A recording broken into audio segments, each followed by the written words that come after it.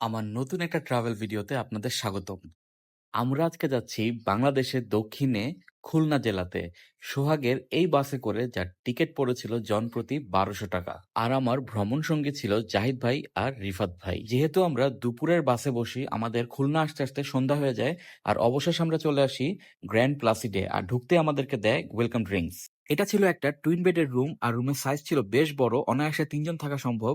আর সাথে ফ্রুট বাস্কেটও দিয়েছিল, যেখানে চানাচুরও ছিল। আর সাথে দিয়েছিল কমপ্লিমেন্টারি কফি এবং পানি। ওদের ওয়াশরুমের কথা যদি বলি, একটু ছোট হলেও বেশ পরিপাটি এবং পরিষ্কার ছিল। আর হ্যাঁ, সব অ্যামিনিটিস দিয়ে দিয়েছিল।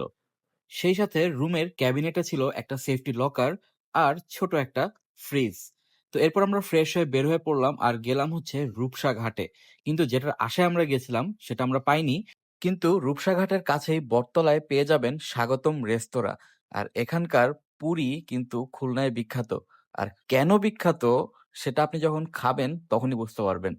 তৃপ্তি সহকারে এই পুরি খাওয়ার পর আমরা পাশেই দেখতে পারলাম যে ডিম দিয়ে কিছু একটা করছে, যার নাম হচ্ছে ডিম ঘোটা। এটাও কিন্তু খুলনায় খুব পপুলার। আর সেটা আমরা খাবো না এমনটা তো হতে পারে না। যাই হোক, এরপর আমরা হোটেলে ফিরে গিয়ে রুফটপ থেকে এনজয় করলাম খুলনার রাতের ভিউ।